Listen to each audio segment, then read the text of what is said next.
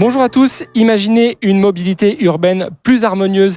Voilà un sujet de conférence lors de ce Propel 2020 et pour en parler, j'accueille Jonathan Seban. Bonjour. Bonjour. Vous êtes CEO de Sogaris. Alors, l'intitulé de cette conférence était de résoudre l'équation de la mobilité urbaine. Alors, est-ce que vous êtes parvenu à résoudre cette équation lors de cette conférence ? Je ne sais pas si on a réussi à résoudre cette équation, je pense qu'on en a déjà posé les termes et c'est en soi déjà utile. La mobilité urbaine, c'est pas que la mobilité des marchandises, c'est aussi la mobilité des personnes. C'est tout l'enjeu de cette conférence, évidemment en croisant avec cette problématique aujourd'hui émergente, en tout cas me semble-t-il, dans sa complexité et dans sa montée en puissance, qui est la mobilité des marchandises. Est-ce que vous retenez peut-être une idée forte ou un signal lors de ces échanges ? Oui, on a conclu, et je pense que c'était bien de le faire, sur le fait que la métropolisation, c'est aujourd'hui un phénomène essentiel, qui caractérise d'ailleurs beaucoup la transformation du secteur industriel de l'immobilier, et qu'une manière aussi de résoudre finalement cette difficulté, en tout cas la difficulté que peut poser la métropolisation, c'est de travailler à des coopérations intelligentes qui vont associer à la fois les différents secteurs de l'immobilier. Je pense que c'est d'ailleurs un des héritages de cette séquence du Grand Paris dont on a beaucoup parlé au cours des dernières années avec les divers appels à projets. Mais c'est aujourd'hui une nécessité pour travailler, pas d'ailleurs simplement entre acteurs de l'immobilier uniquement, mais aussi avec des acteurs plus techniques qui ont une légitimité historique, une expérience absolument déjà forte, comme par exemple peut l'avoir des acteurs comme les RATP, les grandes activités de réseau par exemple. Justement, Sogaris, vous avez un rôle à jouer dans cette mobilité urbaine à travers la logistique. Quelles sont vos réponses sur le terrain pour inventer cette nouvelle mobilité ? Le projet industriel que défend Sogaris, c'est de développer un réseau de sites. Un réseau de sites à l'échelle du Grand Paris, qui va articuler différentes typologies d'actifs. Ça peut être des entrepôts, je dirais, les plus standards qui soient. En tout cas, c'est ce qu'on développe lorsqu'on est des proches des grandes autoroutes urbaines, typiquement.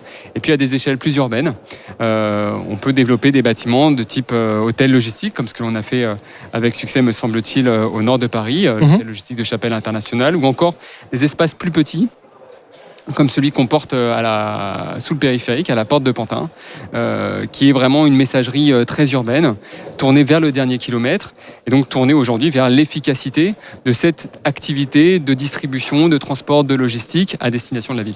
La crise que l'on vit, elle renforce ce type d'approche ? Il me semble. La logistique, elle est confrontée, comme tous les autres secteurs économiques, à la diminution de son activité, de fait, parce qu'elle est aussi très très dépendante du fonctionnement du secteur commercial, par exemple, ou de la restauration. Mais elle est aussi caractérisée dans cette séquence, en tout cas me semble-t-il, par au fond une dynamique très très forte des activités de distribution, des activités évidemment liées au commerce électronique, des activités liées par exemple à la livraison à domicile, dont on constate qu'elle a très très fortement augmenté à la faveur de la période de confinement. Bien sûr. Et ce qui semble aujourd'hui quand même se manifester, c'est que on a sans doute franchi un cliquet et que le retour en arrière ne se fera pas véritablement. Donc, il y a aujourd'hui une augmentation tendancielle, manifeste, de tout ce qui relève de la distribution, notamment aux particuliers. Et je pense que c'est quelque chose qui va aujourd'hui se structurer dans la durée. Un mot sur l'un de vos projets emblématiques, l'immeuble inversé rue Grenier-Saint-Lazare. Où en est ce projet ? Quelles sont les prochaines étapes ? Alors c'est un projet pour lequel Sogaris a déposé son permis de construire en plein cœur de l'été. Donc c'est une première étape importante de franchie. Donc pendant la période d'instruction du permis de construire, on continue de travailler évidemment à sa conception.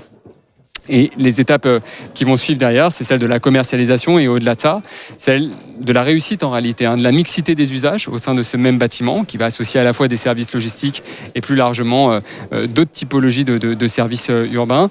Et je dirais ce qui se joue avec le Grenier Saint-Lazare, qui pour Sogaris doit être un véritable flagship, c'est la démonstration que la logistique urbaine, elle peut être directement tournée vers le quartier. Ça peut être un service supplémentaire, que ce soit pour les professionnels, les commerçants, les restaurateurs, mais aussi pour les particuliers, dans du stockage déporté, dans des services particuliers. C'est ça au fond qu'on va réussir à démontrer avec le Grenier Saint-Lazare, j'en suis convaincu. Et on le suivra à partir de quelle date ? La livraison est déjà envisagée ? La livraison, elle est prévue pour 2023. Bon, ça donnera l'occasion de peut-être en reparler, j'en suis sûr, même sur Business Immo. Merci beaucoup, Jonathan Seban, d'être venu sur ce plateau. Merci à vous de nous avoir suivis.